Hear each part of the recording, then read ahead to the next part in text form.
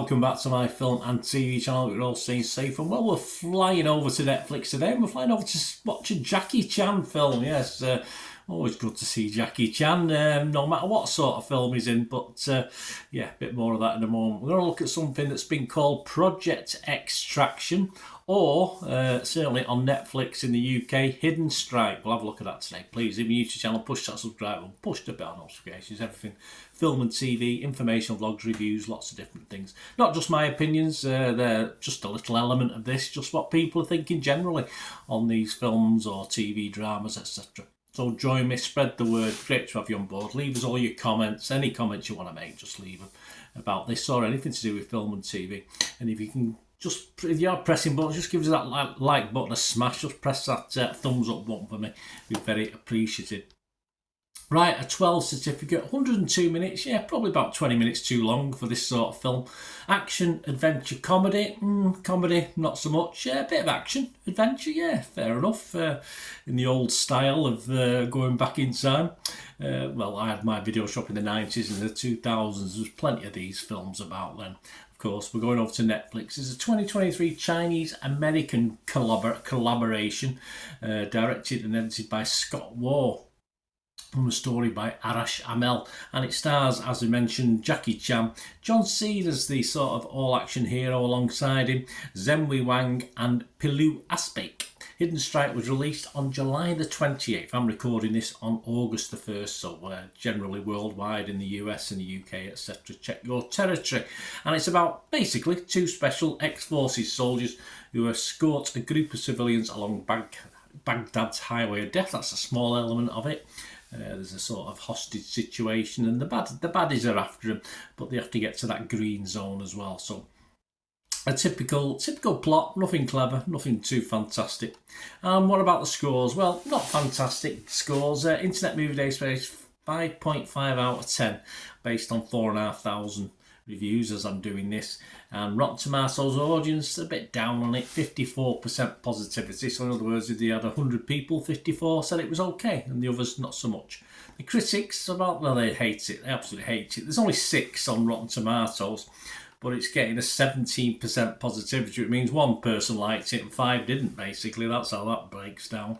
And then we've got Roger Moore of Movie Nation. He didn't like it. A bad buddy comedy that's easy to endorse. He said, it's action for those who like their cheese paired with some fine wines. WHINES. Always rely on Roger to come up with the platitudes.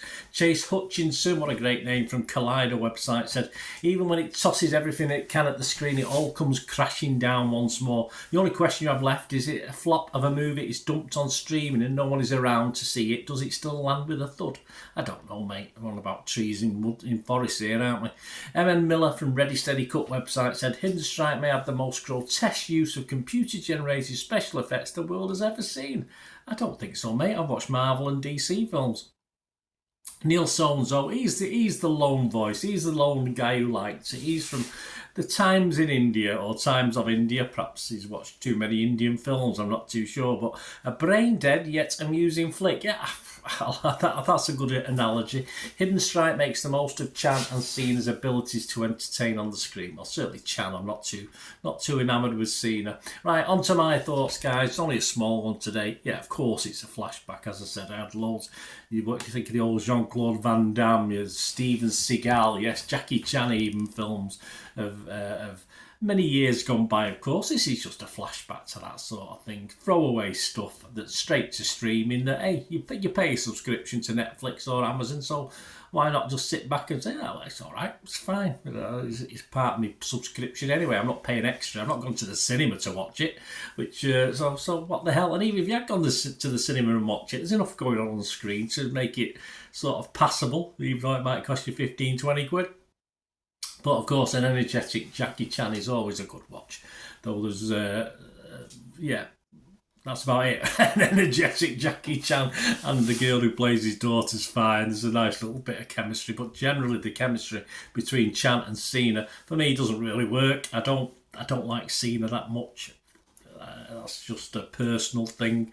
I don't think it works. I think Cena and his truck, his car, his four-wheel drive, I think the relationship and the chemistry between those two works, and that sort of made me smile a couple of times. But yeah, not so much Cena and Jackie Chan. And as for the baddie, the big bad guy, who obviously we hope was going to get his comeuppance at the end, yeah, he's just fairly weak for me. He didn't even when he was shooting people in the back of the head, he didn't really scare me or think too much about him, which is not a nice thing, really, is it, if you think about it? But that's just how it was.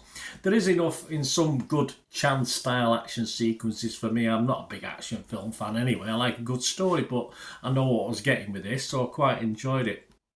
And it's an okay watch. There's some okay said. The CGI is fine. It is what it is. And if you've nothing better to do, yeah, it's fine. If you say it's a subscription, there's nothing else on Netflix you fancy watching, just stick it on, do other things, have it on in the background or whatever. It's okay. The outtakes at the end, don't miss them. There's not enough. I wish there was a few more, but there's a few outtakes at the end. And anything with Jackie Chan and outtakes are usually good fun. Possibly better than the film overall, but hey, there it is. Right, Rotten Tomatoes. Yeah, I would go fresh. I'm not going to go rotten because it wasn't a total disaster, even though obviously the Rotten Tomatoes critics so far, only 6 of them aren't liking it. I'd go fresh. Yes, Metacritic, I'd go mixed because there's too much rubbish in this to sort of say it's any good.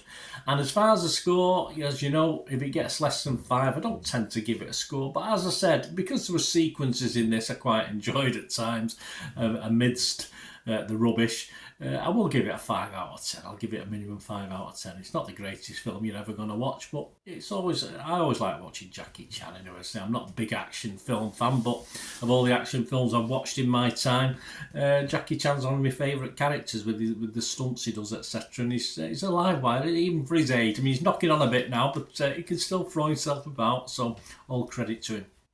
Let me know what you think, guys. Anyway, great to know what you think of this film. What's it called again? Hidden Strike, or also, depending on what territory, it might be known as Project Extraction. Yeah, I prefer Hidden Strike, in fairness. Anyway, thanks for watching, guys. We're going to do the rest of the day. Have a great one, and look after yourselves. And hopefully I'll see you all soon. Please stay safe, everybody. Bye for now.